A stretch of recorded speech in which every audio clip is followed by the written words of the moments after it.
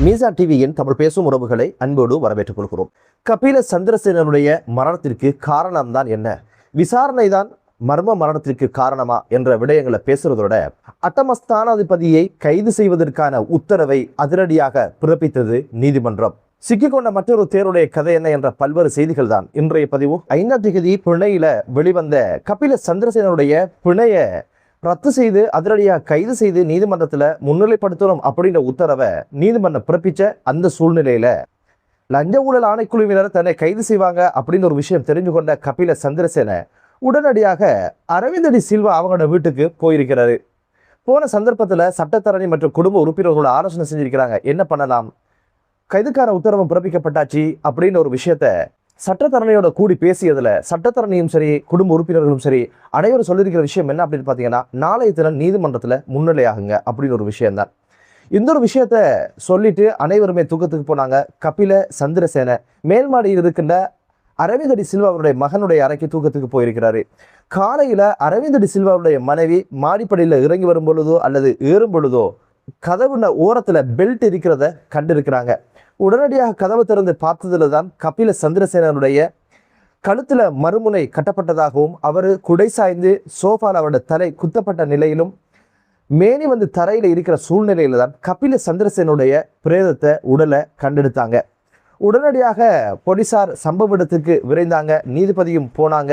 உடனடியாக பிரேதத்தை கொழும்பு தேசிய வைத்தியசாலைக்கு அனுப்பி வச்சாங்க பிரேத பரிசோதனைக்கு. பிரேத பரிசோதனை 5 பேர் கொண்ட நிபுணர்கள் குழுதான் அதை செய்யணும் அப்படின்னு ஒரு உத்தரவையும் நீதிபதி பிறப்பித்த சூழ்நிலையில தான் எதிர்வரும் 11ஆம் தேதி இவருடைய உடற்கூற்று பரிசோதனையுடைய அறிக்கைகள் கிடைக்கும் அப்படின்னு ஒரு விஷயம் சொல்லப்படுது. இதுவரைக்கும் கபில சந்திரசேனனுடைய மரணம் கொலையா தற்கொலையா அப்படின்னு ஒரு விஷயம் தெரியாமலே இருக்குது. சாதாரண ஒரு பெல்ட்டால தற்கொலை செய்து கொள்ள முடியுமா, அவர் படுத்திருந்த முறைமை, அவர் விழுந்திருந்த முறைமை, இவை அனைத்தையும் பார்க்கின்ற பொழுதும் இது தற்கொலையாக இருக்க வாய்ப்பில்லை என்ற ஒரு சந்தேகமும், அதுபோக அந்த வீட்டுக்குள்ள வேறு யாரும் பிரவேசிக்காத சூழ்நிலையில இது கொலையாக இருக்க முடியுமா என்ற சந்தேகமும் எழுந்திருக்குது. இந்த சூழ்நிலையில தான் பிரேத பரிசோதனை அடிப்படையில் தான் மருத்துவ அறிக்கையின் அடிப்படையில் தான் கொலையா தற்கொலையா அப்படின்னு ஒரு விஷயம் தெரிய வரும். அது வரைக்கும் இது கொலையா தற்கொலையா என்ற ஒரு விஷயம் துப்பு துளக்கப்படாமலே இருக்கிறதையும் பார்க்க முடியுது. எதற்காக அரவிந்த் டி சில்வா அவங்களோட வீட்டுக்கு போனாங்க அப்படின்னு கேட்டீங்கன்னா, அரவிந்த் டி சில்வாவும் கபிலையும் இரட்டை சகோதரிகளை திருமணம் முடிச்சவங்கன்ற வகையில சகலன்னு சொல்லுகின்ற உறவு முறையில இருந்தவங்க. தனது வீட்டுக்கு அதிகாரிகள் கைது செஞ்சிருவாங்கன்ற ஒரு அச்ச சூழலில் தான் இவர் அரவிந்த் டி சில்வா அவங்களோட வீட்டுக்கு போயிருக்கிறாரு. இந்த சூழ்நிலையில தான் காலையில நீதிமன்றத்துக்கு போவதாக இருக்கின்ற அந்த சூழ்நிலையில தான் கபில சந்திரசேன இப்போது தன்னுயிரை மாய்த்து கொண்டாரா அல்லது படுகொலை செய்யப்பட்டதா என்பது தெரியல. தற்போது ஊடகங்கள்ல மிகப்பெரிய ஒரு பேசுபொருளாக இருக்கிற விஷயம் என்ன அப்படின்னு பாத்தீங்கன்னா, கபில சந்திரசேன நீதிமன்றத்துக்கு வழங்கிய 2 சத்திய கடதாசிகள் தான். அதுல ஒரு சத்திய கடதாசி மிகப்பெரிய ஒரு பேசுபொருளாக இருந்தது. என்ன அப்படின்னு பாத்தீங்கன்னா, ஏர்பஸ் கொடுக்கல் வாங்கல்ல ஒட்டுமொத்தமாக 8 மில்லியன் அமெரிக்கன் டாலர்ஸ் லஞ்சம் பேசப்பட்டதாகவும் அதில் 2 மில்லியன் அமெரிக்கன் டாலர்ஸை கபில சந்திரசேன அவருடைய மனைவியோட வங்கி கணக்கினூடாக பெற்றதாகவும் இந்த குறித்த 2 மில்லியன் அமெரிக்கன் டாலர்ஸை மஹிந்த ராஜபக்ஷ அவர்களுக்கு 60 மில்லியன் ரூபாய் 3 கட்டங்களாக கொடுத்ததாகவும் குறித்த அமைச்சுக்கு பொறுப்பாக இருந்த பிரியந்த ஜெயரத்ன அப்படின்னு சொல்லப்படுகிறவருக்கும் அதிலிருந்து ஒரு பகுதி கொடுத்ததாகவும், அதுபோக ஷமீந்திர ராஜபக்ஷ அப்படின்னு சொல்லப்படுகின்ற சசீந்திர ராஜபக்சனுடைய சகோதரர் சமல் ராஜபக்சனுடைய இளைய மகன் அவருக்கும் ஒரு பகுதி கொடுத்ததாகவோ அல்லது அவருடைய வங்கியில பணம் வைப்பிலிடப்பட்ட செய்தியையும் சத்திய கடதாசின் ஊடாக நீதிமன்றத்துக்கு அவர் சொல்லி இருந்தாரு. அது அன்றைய காலகட்டத்தில் மிகப்பெரிய ஒரு பேசுபொருளாக மாறியது. இந்த ஷமீந்திர ராஜபக்ஷ யாருக்கும் தெரியாது. இந்த கேஸ்ல அவரோட பேர் அடிபட்டது. இவர் ஸ்ரீலங்கன் ஏர்லைன்ஸ் அந்த நிறுவனத்தினுடைய அதனுடைய போர்ட்ல இவரும் ஒரு அங்கத்துவராக இருந்த அப்படின்னு ஒரு விஷயமும் அந்த நேரத்தில் பேசுபொருளாக மாறி இருந்தது. ராஜபக்சர்கள் இல்லாத எந்த கேஸும் கிடையாது, அவங்களுக்கு எந்த பிரச்சனையும் இந்த நாட்டில் கிடையாது அப்படின்ற மாதிரி தான் நிலைமை இருக்குது. இப்படி ஒரு சத்திய கடதாசை நீதிமன்றத்துக்கு அவர் வழங்கி இருந்தாரு. கபில சந்திரசேனுடைய இறப்புக்கு பிறகு மற்றும் ஒரு சத்திய கடதாசி இப்போது பேசுபொருளாக மாறி இருக்கு. அந்த சத்திய கடதாசை தனது சட்டத்தரணிகளோட நீதிமன்றத்தில் சமர்ப்பித்ததாகவும் அதை இப்போது சட்டத்தரணி ஊடகங்களுக்கு வெளியிட்டிருக்கிறாரு. அதுல என்ன இருக்கு அப்படின்னு பாத்தீங்கன்னா, லஞ்ச ஊழல் ஆணைக்குழுவினுடைய தலைவர் ரங்க திசாநாயக்க அவங்களுடைய அழுத்தத்தின் காரணமாக அச்சுறுத்தலின் காரணமாகத்தான் குறித்த சத்திய கடிதாசை தான் எழுதி நீதிமன்றத்தில் ஒப்படைச்சதாகவும் அவர் சொல்லி இருந்தாரு. இந்த ஒரு சத்திய கடிதாசில என்ன இருக்கு அப்படின்னு பாத்தீங்கன்னா, தான் கைது செய்யப்பட்டு லஞ்ச ஊழல் ஆணைக்குழுல தடுத்து வைத்திருக்கப்பட்ட சூழல்ல எனது அறைக்கு வந்து ரங்க திசாநாயக்க வந்தாரு. கதிரையில உட்கார்ந்தவாறு என்ன தெரியுமா அப்படின்னு கேட்டாரு. ஆம் தெரியும் சார் அப்படின்னு சொல்லி நான் சொன்னேன். எதிரே இருக்கின்ற கதிரையில உட்காரும்படி சொன்னாரு. நானும் அந்த கதிரையில உட்கார்ந்ததுக்கு பிறகு, உனக்கான ஒரு அரிய வாய்ப்பு தான் இது. இதுக்கு முதல் 3 வாரங்களுக்கு முன்னால கெஹிலே ரம்புக்கோலோட கேஸ்ல ஒருத்தர் வந்தாரு. அவருக்கு நான் 2 வாய்ப்புகளை கொடுத்தேன். ஆனா அவர் எதையும் பயன்படுத்திக் கொள்ளல. இறுதியில தூக்குமாட்டி இறந்து போனாரு. அப்படியான ஒரு சூழ்நிலை உனக்கு வராமல் இருக்கணுமாக இருந்தா இந்த ஒரு கேஸ்ல இதுல இருக்கிற பெரியவர் யாரு சின்னவர் யாரு, உன் மனைவி குறித்த விஷயங்களை சொல்லணும் அப்படின்னு சொல்லி அழுத்தம் பிரயோகித்தாரு அப்படின்னு சொல்லி இருந்தாரு. இதுல பெரியவர் யாரு அப்படின்னு பாத்தீங்கன்னா மஹிந்த ராஜபக்ச, சிறியவர் யாரு அப்படின்னு பாத்தீங்கன்னா நாமல் ராஜபக்ச.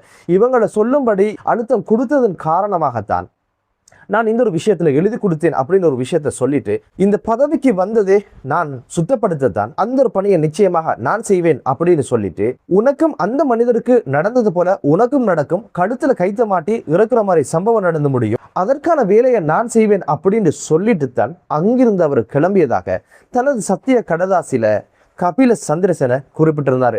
ஒட்டுமொத்தத்துல லஞ்ச ஊழல் ஆணைக்குழுவின் தலைவர் ரங்க திசாநாயக்க அவங்களுடைய அழுத்தத்தின் காரணமாகத்தான், குறிப்பாக மஹிந்த ராஜபக்ச, நாமல் ராஜபக்ச இவங்களோட பேரெல்லாம் சொல்லும்படி சொல்லி அழுத்தம் கொடுத்ததன் காரணமாகத்தான் இந்த ஒரு சத்திய கடதாசி சமர்ப்பிச்சேன் அப்படின்ற ஒரு விஷயத்தை பிறகு அவருடைய சத்திய கடதாசில குறிப்பிட்டிருந்தாரு. இப்போது இந்த ஒரு சத்திய கடதாசியும் பேசுபொருளாக மாறி இருக்கு. கபில சந்திரசேனுடைய மரணத்திற்கு இந்த ஒரு அழுத்தம் காரணம் அப்படின்னு சொல்றவங்களும் இருக்காங்க. என்னதான் இருந்தாலும் லஞ்ச ஊழல் ஆணைக்குழு சார்பாக என்ன சொல்லப்படுது அப்படின்னு கேட்டீங்கன்னா, அவராக முன்வந்துதான் விசாரணையில் கண்டுபிடிக்கப்பட்ட விடயங்களை சத்திய கடதாசி மூலம் எழுதி கொடுத்தாரு தவிர இதற்காக எந்த அழுத்தமும் பிரயோகிக்கப்படல அப்படின்ற ஒரு விஷயம் லஞ்ச ஊழல் ஆணைக்குழு சார்பாக சொல்லப்படுது.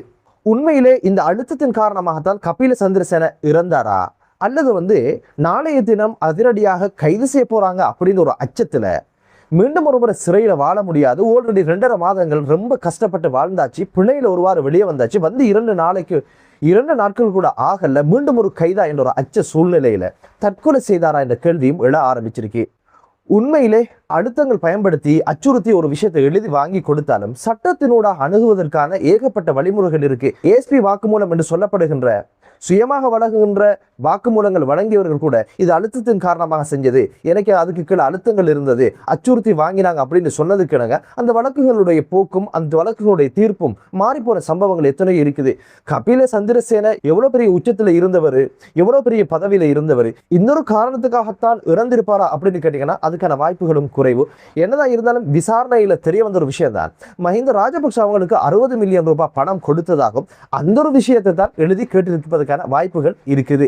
காரணம் என்ன அப்படின்னு பாத்தீங்கன்னா, வாயால் ஒரு விஷயத்தை சொல்லிட்டாருன்னு வைங்களேன், அதுக்கு பிறகு நீதிமன்றத்துக்கு சான்றுகள் தேவை. ஒருவேளை பெல்டி அடிச்சு எத்தனை கேஸ்கள் தோத்து போனதை பார்க்க முடிந்தது. அதனால ஒருவேளை நீங்க சொன்னீங்க 60 மில்லியன் ரூபாய் 3 கட்டங்களாக கொடுத்தது, அந்த ஒரு விஷயத்தை எழுதித்தாங்க அப்படின்னு சொல்லி எழுதி கேட்டு ஒருவேளை வற்புறுத்திருக்கலாம். பெரிய மனிதர்களோடு சம்பந்தப்பட்ட விஷயங்கள் இல்லையா, இவைகளை எழுதி கொடுத்துட்டா சிக்கல் வரும் அப்படின்னு ஒரு ஏங்கில் பயந்து எழுதி கொடுப்பதற்கு மறுத்திருக்கலாம், அதற்கான அழுத்தங்களையும் கொடுத்திருக்கலாம். என்னதான் இருந்தாலும் இந்த வழக்கை கொண்டு நடத்துறதுல மிக முக்கியமான ஒரு சாட்சியாக இருந்த கபில சந்திரசேன இறந்தது என்பது இந்த ஒரு வழக்கில் மிகப்பெரிய ஒரு பின்னடைவை கொடுக்கும் என்பதுதான் யதார்த்தமான ஒரு விஷயம். உண்மையிலே யாருமே ஊழல் செய்யல, கைது செஞ்சுட்டு அரசியல் பழிவாங்கல் அப்படின்னு ஒரு கோஷம் தான் எப்போதுமே எழுப்பப்படுது. உண்மையில் யாருமே தப்பு செய்யல, வாயை வைத்து கட்டித்தான் பத்திரமாக இருந்ததாக இருந்தால் அரசியல்வாதியாக இருந்தாலும் சரி, அரசு அதிகாரிகளாக இருந்தாலும் சரி, நாட்டுக்கு என்ன நடந்த அந்த கேள்விக்கு பதிலே கிடையாது. 2008 வரைக்கும் அதனுடைய சிஓவாக இருந்தவர் ஆஸ்திரேலிய பிரஜை, லாபம் கண்ட நிறுவனம் 2008க்கு பிறகு கச்சிதமாக திட்டமிட்டு பறிச்செடுத்து அதை மஹிந்த ராஜபக்சர்களுடைய தரப்புகள் பராமரிக்க ஆரம்பிச்சாங்க. அவங்களுக்கு தேவையானவங்களை அந்த பதவியில உட்கார வச்சாங்க. 2019 அல்லது 20 ஆகும் பொழுது கிட்டத்தட்ட 50,000 கோடிக்கும் அதிகமான நட்டத்தை சந்திக்கின்ற இடத்துல தான் அந்த ஸ்ரீலங்கா ஏர்லைன்ஸ் நிறுவனம் இருந்ததையும் பார்க்க முடிந்தது. மற்றும் ஒரு மிக முக்கியமான அட்டமஸ்தானாதிபதியை அதிரடியாக கைது செய்யும்படி நீதிமன்றம் உத்தரவு பிறப்பிச்சது மிகப்பெரிய ஒரு பரபரப்பை ஏற்படுத்தியிருக்கு. இவருடைய கேஸ்ல தம்புள்ள பிரதேசத்தில் இருக்கிற மற்றும் ஒரு வியாபாரி கைது செய்யப்பட்டிருக்கிறாரு. எனவே தேரர்களோட சம்பந்தப்பட்ட வியாபாரிகளோட விடயங்களும் பூதாகரமாக பேசப்படுது. ஆனால் அதுல ஒரு முஸ்லீம் இருந்திருந்தால் மிகப்பெரிய ஒரு பேசுபொருளாக மாறி இருக்கும். ஆனால் அவர் மாற்று மதத்தவரை சேர்ந்தவர் என்பதனால அந்த ஒரு விஷயம் பெரிய அளவில் பேசப்படலை. எனவே வியாபாரி கைது செய்யப்பட்டாரு. எதற்காக?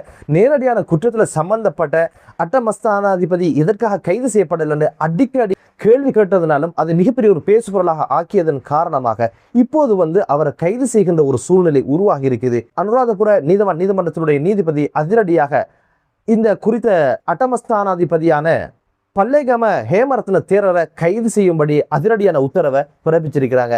காரணம் என்ன அப்படின்னு பார்த்தீங்கன்னா, சிறு பிள்ளைகள் விஷயத்துல ரொம்ப தில்லாலங்கடி போல அப்படியான ஒரு சம்பவத்தோட தான் அவருடைய பேர் அடிபட்டு பல நாட்கள் ஏன் கைது செய்யலை இதுவரைக்கும் கைது செய்வதற்கு தடைதான் என்ற பல்வேறு கேள்விகள் எழுந்த சூழ்நிலையில் தான் இப்போது அனைத்து விடயங்களும் பக்காவாக இருப்பதனால அதிரடியாக நீதிமன்றம் உத்தரவு பிறப்பிச்சிருக்கு குறித்த அட்டமஸ்தானாதிபதியை கைது செய்து நீதிமன்றத்தில் முன்னிலைப்படுத்தும்படி கூடிய சீக்கிரம் இந்த ஒரு கைது பற்றிய செய்தியும் வரும். அல்லது தலைமறைவாகி பதுங்குகுடியில் எங்கேயாவது பதுங்கி வாழ்கிறாரா, வனவாசம் தேடி செல்கிறாரா குறித்த தேரர் என்பதை பார்க்கலாம், பொறுத்திரு பார்க்கலாம். தேரருடைய கைது என்ற செய்தி எப்போது வரும் அப்படின்னு சொல்லி. என்னதான் இருந்தாலும் கபில சந்திரசேனனுடைய மரணத்துக்கு பின்னால் இருக்கின்ற விஷயங்கள் நிச்சயமாக கொலையா தற்கொலையா அப்படின்ற ஒரு விஷயம் தெரிய வரும். அத்தோடு தேரருடைய கைது என்ற ஒரு செய்தியும் கிடைக்கும். ஊழல் இல்லாத, லஞ்சம் இல்லாத ஒரு தேசம் உருவாகட்டும் என்ற ஒரு பிரார்த்தனையோடு மற்றொரு காணொளியிலே உங்கள் அனைவரையும் சந்திக்கும் வரை விடைபெறுகிறேன். நன்றி.